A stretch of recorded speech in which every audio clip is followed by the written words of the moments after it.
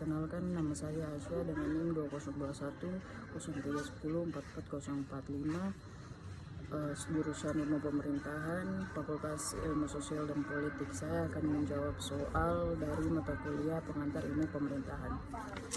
Yang pertama, apa yang dimaksud dengan pemerintah dan pemerintahan?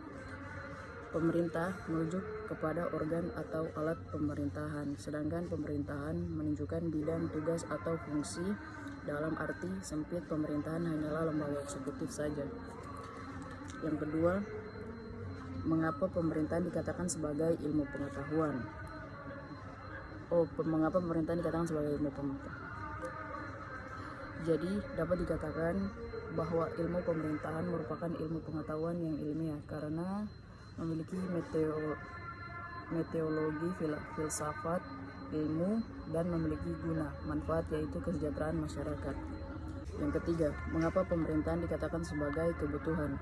Menurut saya, dikatakan sebagai kebutuhan karena suatu negara butuh adanya struktur atau organisasi yang dapat memajukan negaranya, dan pemerintahan sendiri dibuat untuk melayani rakyatnya agar masyarakat yang hidup dalam suatu negara bisa makmur dan sejahtera.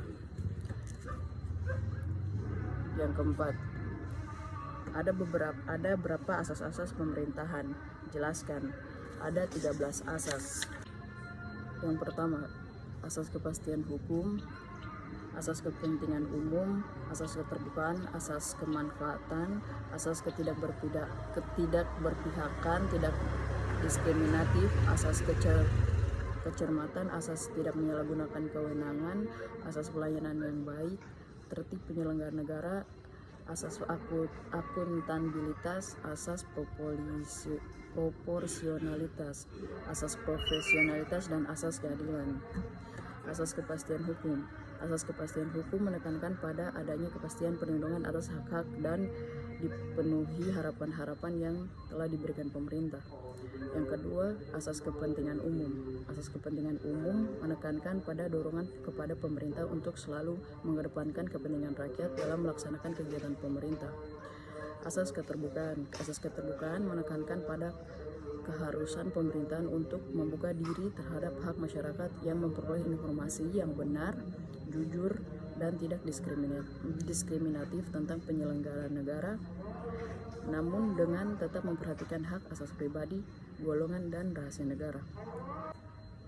Asas kemanfaatan. Asas kemanfaatan sangat berkaitan dengan tujuan pemerintahan, yakni memiliki kemanfaatan untuk masyarakat. Asas ketidakberpihakan dan diskriminatif. Asas ketidakberpihakan dan diskriminatif menekankan bahwa setiap warga negara berhak mendapatkan pelayanan yang adil dan tidak diskriminatif dari suatu negara atau pemerintah. Asas kecermatan. Asas kecermatan menekankan pada sikap kehati-hatian pada pengambilan keputusan, yakni dengan mempertimbangkan secara komprehensif mengenai berbagai aspek dari keputusan yang dihasilkan agar tidak menimbulkan kerugian bagi masyarakat. Asas tidak menyalahgunakan kewenangan. Secara umum, penyalahgunaan kewenangan dibagi menjadi dua unsur, yakni melampaui wewenang, mencampur adukan wewenang, atau bertindak sewenang-wenang. Asas pelayanan yang baik. Asas pelayanan yang baik dimaknai sebagai asas yang memberikan pelayanan yang tepat waktu sesuai dengan standar operasional prosedur (SOP), biaya yang jelas, dan sesuai ketentuan perundang-undangan. Asas tertib penyelenggaraan negara.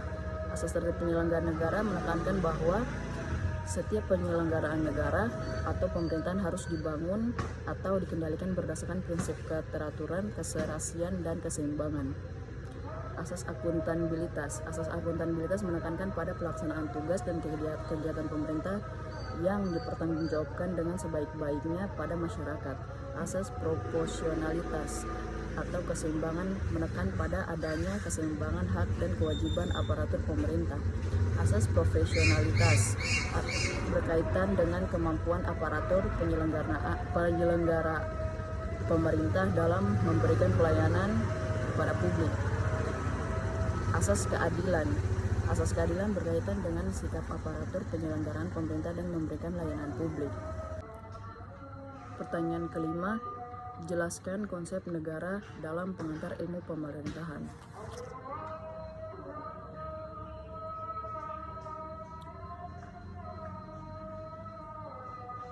Ilmu pemerintahan adalah ilmu yang mempelajari bagaimana melaksanakan pengurusan atau eksekutif, pengaturan atau legislatif, kepemimpinan, dan koordinasi pemerintahan, baik pusat dengan daerah maupun rakyat dengan pemerintahannya, dalam berbagai peristiwa dan gejala pemerintahannya, secara baik dan secara benar, atau syafi. Yang terakhir, kekuasaan dalam pemerintahan seperti apa? Kekuasaan yang memerintah suatu wilayah, daerah, atau negara. Maka arti yang luas, pemerintahan dalam perbuatan memerintah yang dilakukan oleh badan legislatif, eksekutif, dan yudikatif di suatu negara dalam rangka mencapai tujuan penyelenggaraan negara. Sekian, mungkin itu saja dari saya. Mohon maaf bila ada kesalahan atau salah-salah kata. Terima kasih.